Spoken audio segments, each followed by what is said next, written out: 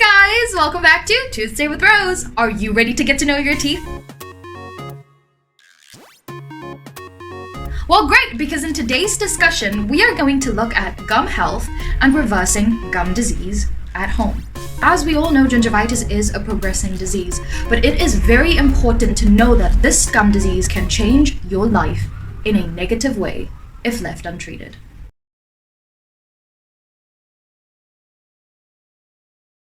The statistics are frightening, and so are the potential overall healthcare costs of untreated gum disease. But awareness, prevention, and treatment can keep your gums healthy, happy, and with a bright future. So how do we know when we have gum disease? Well, let's take a look at healthy gums versus diseased gums. How to recognize healthy gums. Healthy gum tissue has a specific characteristic. The color of healthy gum tissue can vary, but it is typically coral pink or a darker hue within this pigmentation. Variations in pigmentation are relative to your cultural background. Healthy gum tissue is not inflamed and therefore feels snug and natural around your teeth. It's not swollen and red. The appearance or presence of pockets are non-existent. The shape of the gum tissue typically looks knife-edged or pyramidal in shape and also follows a curved line around the tooth. Normal gum tissue generally has a firm texture and may or may not have a stippled appearance on the outer gum, like the outside of an orange. Lastly, there is no spontaneous bleeding with healthy gums. Now, let's have a look at diseased gums versus its counterpart, healthy gums. Characteristics of diseased gums are red, swollen, or tender to touch, bleeding while brushing and flossing, receding gums, and with receding gums, often you get the presence of sensitivity. So with receding gums, there is a possibility of your teeth becoming sensitive. Loose teeth, increasing spacing between the teeth. Now at this stage, when your teeth are becoming loose and there is an increase in space between the teeth, this has already advanced into a more advanced stage of gingivitis, and we'll have a look at those stages in a later video. You will continue to have persistent bad breath and also pus when pressing against gums, and like I already mentioned, sensitive teeth. I want patients to know that gum disease is not normal. Gum disease does not hurt. So unless you have signs and symptoms, you won't know you have it. I also want the public to know that prevention is everything.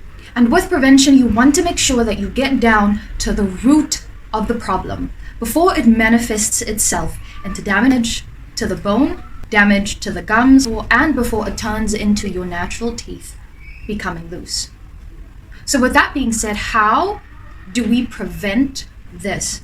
Well, if you have the signs and symptoms, the prevention is pretty much easy. So our first step in prevention is to have a toothbrush, and not just any toothbrush, a really soft bristle toothbrush that does not damage your enamel, nor does it damage your gums. Then your brushing technique, and we will go through a brushing technique in a later stage with a video as well. Then knowing to change your toothbrush every 3 months.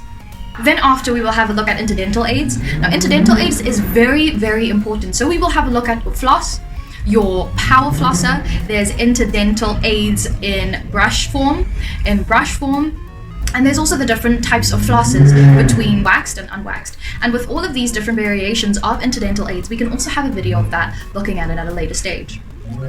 Then we want to have a mouth rinse. Now a mouth rinse, what I normally recommend to my patients is a non-alcoholic mouth rinse.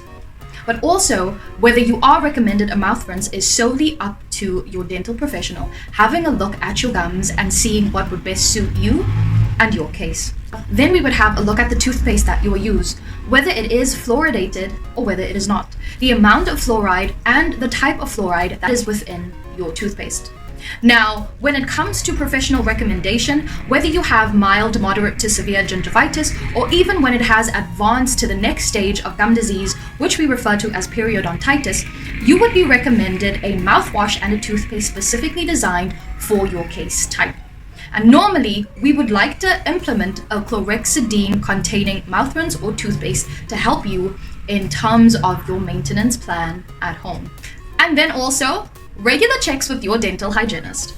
Every 6 months, if possible, your hygienist will give you a better, clear interpretation of your own oral cavity, what you guys need to work on and what you need to work on at home, and therefore she or he would be best suited to recommend any different type of products that you have to go on in terms of your oral health maintenance.